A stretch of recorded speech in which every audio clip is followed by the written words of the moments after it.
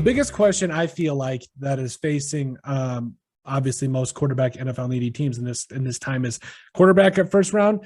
Do you see, and what does it make sense for the Lions to take a quarterback at 2? I don't know, man. I look at this draft class of quarterbacks and it's like, I don't think I would take, I think there were maybe 1 or 2 quarterbacks I would have taken last year that were guys that I would take at 1 and 2, but not this year. What are your thoughts? Obviously, I'd like to see him wait. I do like the idea of them taking somebody and letting them sit a year because his Jared Goff's cap hit is pretty high this year just to, cut our losses at this point. But also, why not keep him around for another year and draft somebody next year? If they're going to draft somebody, I'd obviously like to see it. Malik Willis. I think he's really the only one with enough upside, but that's a huge risk at any pick, let alone 2. Yeah. And I don't think it's enough of a need to pick him.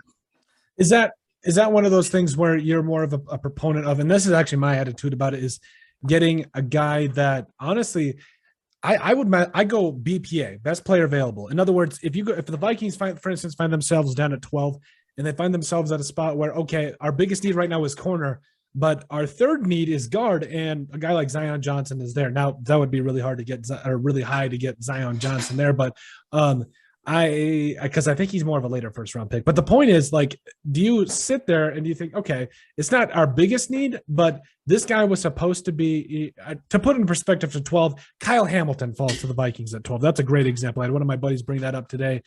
You already have Harrison Smith, who has maybe got another year or 2 of being him, his Harry the Hitman self, and then he's probably going to be kind of on the way out, unfortunately. He's a future Hall of Famer in my mind. Or do you force a pick where, okay, biggest need is corner, who's at 12, Trent McDuffie? I don't know. Like, what are you a bigger proponent of? Taking best player available at that might be at a position of need, or not a bigger position of need, but still a position of need. Because you're not just going to go out, if you're the Vikings, and draft a quarterback with 12. I hope not. I don't know. But what are your thoughts? Well, I'm basing this off the past, and I've seen him take the best player available. I've seen him whiff on multiple tight ends. Yep. Wide receivers, they used to be, they would draft these big name wide receivers and they would wash out, after Titus Young, Mike Williams. There's quite a few in there. Yep. So I don't believe in drafting for need. I definitely need over best player available. I mean, and it depends.